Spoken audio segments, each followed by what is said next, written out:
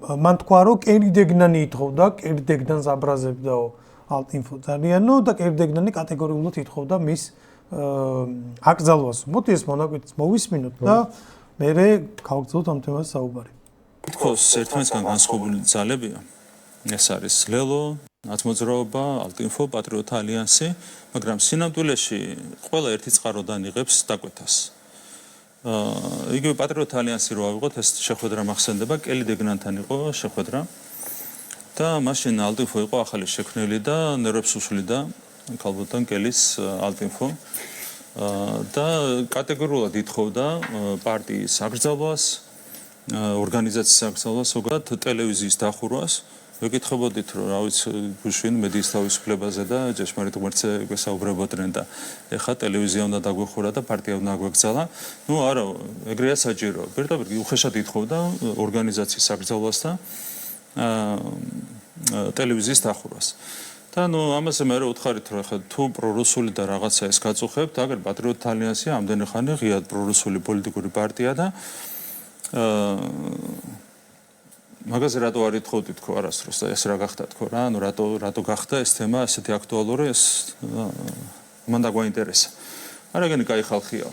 ნუ დღეს ხედავთ, რომ პატრიოტთა ალიანსი და ლელო და ნაცმოძრაობა ერთად გამოდიან და ეს პატრიოტთა ალიანსი აგერ ტევ პირველზაზის ეთერში ხო ნაცმოძრაობის ტელევიზიაში მანამდე ვითომ ნაცმოძრაობის აკრძალვას ითხოვდა, ვითომ კი არა მართლა ითხოვდა. ადრე სხვა საელჩოებში დადიოდნენ ფულის ამოსაღებად. ეხლა უკვე როგორც ჩანს შეიცვალეს საკუთარი ორიენტაცია. ხო, კაი პრორუსები არიანო. ანუ მაშინ ალტინფო იყო ცუდი პრორუსები და პატრიოტთა ალიანსი იყო კარგი პრორუსები, ხო, ასეთი რაღაცა იყო.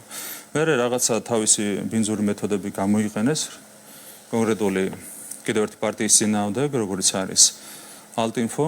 იქ მე რაღაცა თავისი ამბები მოყვა ამ ყველაფერს და ნუ ეხლა ვხედავთ რომ პოდკასტებში ზიან ერთად ნაცმოძრაობა და ალტინფო და როგორც კარგი პრორუსები იყვნენ პატრიოტთა ალიანსი, ასევე კარგი პრორუსები გახდნენ როგორც ჩანს ალტინფოს წარმომადგენლების. ხო, ხედავთ როგორი შეხმატკივრი, მაგალითად ბოკერიას და ალტინფოს დისკუსია რო გენახათ ერთმანეთში, მიხვდებოდით რომ ესენი კარგი პრორუსები გახდნენ. ანუ მანამდე იყვნენ ცუდი პრორუსები, ხა?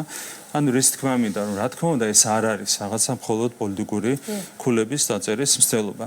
სინამდვილეში ერთი ხელიდან იღებენ ესენი დავალებებს. ერთი ხელიდან იმართებიან და ერთი ხელიდან იღებენ დაკვეთებს. ეს არის თავარი ახსნა. დასკვნა არის ირაკლი საინტერესო. აი, სულ მაკვირვებს ხოლმე ქართულ ოცნებას რატო გონია ხალხი ესეთი წარმოდგენა რატო აქვს ხალხზე, რომ ყვები ერთ ამბავს, რავი, აი, ორს მიუმატოთ 2, კიდე მიუმატოთ 2, უდრის ხო მარტივია პასუხი 6, მაგრამ უცებ გვეუბნებიან რომ 12. ან რავი, 6-ის გარდა ნებისმიერი ციფრი. ანუ დასკვნა არის მე საერთოდ რაღაცა გაუგებარი. ესე იგი, კაცმა მოყვა რომ ჩვენო დაგვიბარა კერიდეგნანმაო და მოგთხოვა ესო. არ ამბობს, მაგრამ ჩვენ ვიცით რომ მე ამათმა შეასრულეს და ბოლოს დასკვნა ალტინფო არის deep state. ხო, ნუ ამ ეს საკმაოდ საინტერესო მონაკვეთია კობახიძის, პრემიერ-მინისტრის, იმიტომ რომ ამ ლაპარაკში პირდაპირ ჩვენ დაგვდო იმაში ბრალი, რომ ჩვენ ამერიკის შეკვეთას ვასრულებთ, ხო? ეგ არის ბრალდება, ხო? და რაშია იცი საქმე? ანუ ეხა ძალიან სამწუხაროა თვითონ ის მოცემულობა, რომ ამდენად, პირდაპირ უნდა ითქვას თავხედური ბრალდება, ხო? რომელიც სრულიად არადამაჯერებელია. და ამ ქვეყანაში ეხა მართლა ამერიკის ელჩი ჩვენ საკრძალვას ითხოვდა. შენ შეასრულე და ამ დროს ის არის ამერიკის დასანქცირებული ჩვენა ვართ. დასანქცირებული ჩვენა ვართ. კობახიძე არ არის დასანქცირებული, ხო? ამ ქვეყანაში თუ კი რამე არსებობდა, ხო, ბერკეტი. ყველაფერი ჩვენს წინააღმდეგ არის გამოყენებული და მაგ დროს გამოხვიდე და თქვა, რომ ესენი ახლა არიან ამერიკის აგენტები, ხო? ეგ არის, ძალიან სამწუხაროა ზოგადად.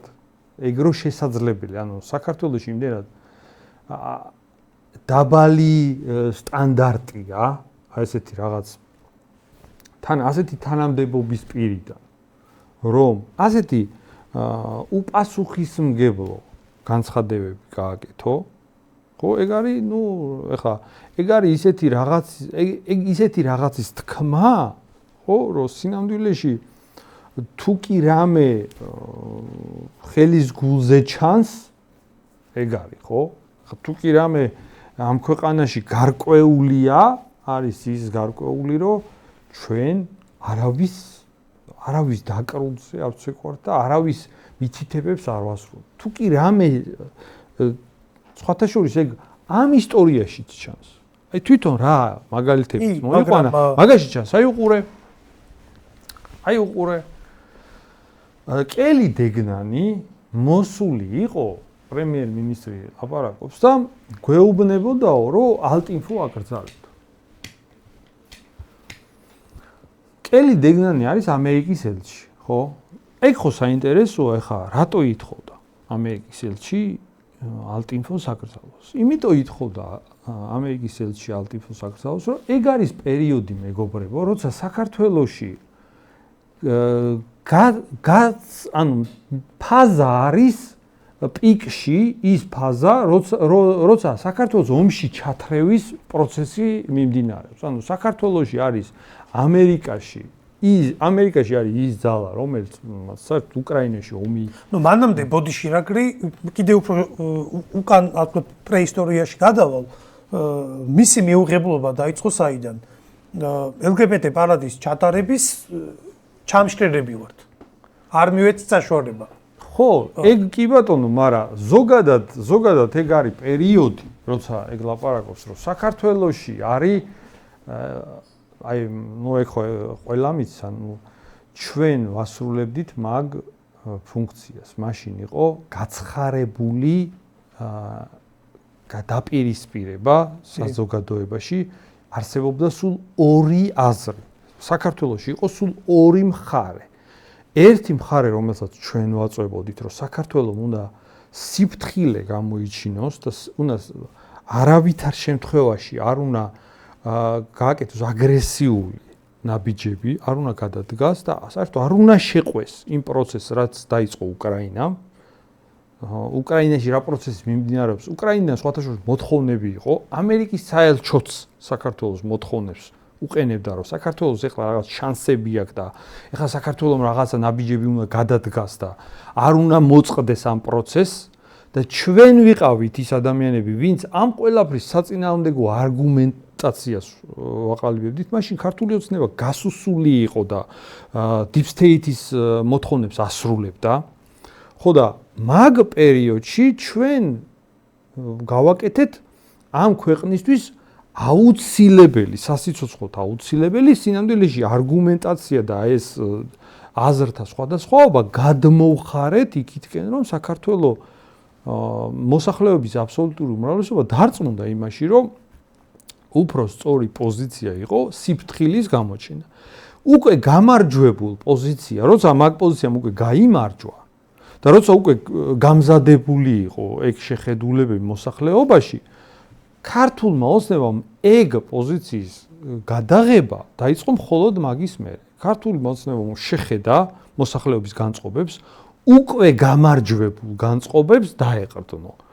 როცა ბრძოლა მიდიოდა და როცა დაპირისპირება მიდიოდა საქართველოს განწყობების, მოსახლეობის განწყობებზე თამაში როცა მიდიოდა, მაშინ ქართული ოცნება არაფერს არ აკეთებდა მაგ მიმართულებით და კელი დეგნანი ჩვენს აკრძალვას მაგიტო ითხოვდა. კელი დეგნანი ჩვენს აკრძალვას ითხოვდა, იმიტომ რომ ჩვენ გადამწყვეტი როლი ვითამაშეთ აქ სინამდვილეში მოსახლეობა ის განწყობები რო ქონოდა, რაც საბოლოო ჯამში რამაც შვიდობა შეგვანარჩუნებინა, ხო?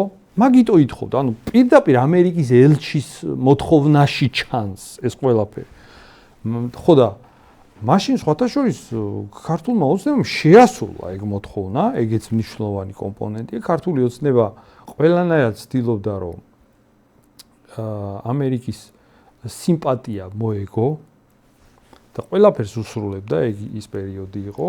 უბრალოდ მე ისე დამთავრდა, რომ მაგ ყველაფრის შესრულების მიუხედავად მათი სიმპათია ვერ დაიმსახურეს, უბრალოდ დღევანდელი მოცემულობა მანდედან გამომდინარეობს. ხო და მაგაშიც ჩანს, რომ ჩვენ მიუხედავად იმისა, რომ ჩვენ ამერიკა გაუქმებას ითხოვდა, ჩვენ უზარმაზარი დარტყმები მივიღეთ მაშინ ქართული ოცნების მხრიდანაც ყველასგან ჩვენ ვიყავით შემოტევის და საერთოდ არაფერი მოგება არ მიგვიღია. ამითი მაგ პოზიციის ქონის გამო ჩვენ გვიანონსებდნენ მოვარდნას. კი ბატონო, ანუ ჩვენ ერთი ორი მცდელობა იყო კიდევაც ჩვენს ჟურნალისტებს ემუქრებოდნენ და ხელისუფლების წარმომადგენელი მაშინ ბატონი ხუნდაძე პარლამენტის ტრიბუნიდან რიტორიკულად გვეკითხებოდა რუსი ჯარი რო შემოვიდეს საქართველოში თქვენ ვისკენ იომით ანუ მოღალატეები ხართ ხელისუფლებამ ჩვენი პარტია გააუქმა ორჯერ გააკეთა თანეგა ჩვენი გააუქმა მე ახალი პარტია ქართული იდეაც გააუქმა დაახარვეზა უпростоრად და ეს ხელისუფლებამ ეს გააკეთა და ჩვენ ვიყავით შემოტევის ქვეშ. არაფერი მაგ დროს არ მოგვიგია, ეგ ვაკეთეთ, იმიტომ რომ ამ ქვეყნისთვის მაგის კეთება იყო აუცილებელი, ეგ იყო სასიცოცხლოდ მნიშვნელოვანი. ჩვენ რომ ქულების ჩაწერაზე ყოფილიყავით მიდრეკილი და ქულების ჩაწერაზე გვეფიქრა, მოიქცეოდით ისე როგორც იქცეოდა ქართული ოცნება, მაგრამ ჩვენ გავაკეთეთ ის, რაც აუცილებელი იყო და რაც საჭირო იყო ქვეყნისთვის ის ვაკეთეთ მიუხედავად იმისა რომ მთელი დარტყმები ქულების ჩამწერ ძალებისგან მათ შორის ქართული ოცნებისგანაც ჩვენსკენ მოდიოდა. ამიტომ ეს ისტორიაც მაგას გამოხატავს მეგობრებო რომ ჩვენ ამ შემთხვევაშიც ეხლა როცა აი ამ არაბულ ქალაქებზე ვაპროტესტეთ მაგას ვაცნობიერებთ, რომ ამ ხელისუფლებამ აიღო სრული ძალაუფლება. აიღო ერთპარტიული მმართველობა. ერთპიროვნული მმართველობაა უკვე და სრული ძალაუფლება აქვს. და ეს პროექტი არის უშუალოდ მათ ჯიბეებზე გადის. ეს პროექტი პირდაპირ მათი ვიწრო პირადი ინტერესია. შესაბამისად ამ პროექტს მაქსიმალურად ყველანაირად დაიცავენ. ხო? და ვაცნობიერებ თუ რამხელა წინააღმდეგობაში მოვდივართ. და არაფერი მომგებიანი, მეგობრებო, ამ პროცესში არ არის. არაფერი ქულების ჩაწერა ამ პროცესში არ ხდება. აქ არაფერი ქულები არ არის, რომელიც რაღაც ბენეფიტს იძლევა. ეს არის ცარიელი რისკები. და ცარიელი თავისტკივი. იგივენაირად როგორც იყო მაშინ საქართველოს ომში ჩათრევის პროცესის წინააღმდეგ ბრძოლაც, უბრალოდ სხვა ჩვენს ქვეყანას რაც ჭირდება და სხვა გზა რაც არ აგვაქვს. იმიტომ რომ ჩვენც ამ ქვეყანაში ცხოვრობთ და ჩვენ არა ვართ ისეთი ხალხი, რომელიც ამ ქვეყანას ისე უყურებს, რომ აი წავალ და სხვაგან ვიწყობ. ეგრე არა ვართ, ხო?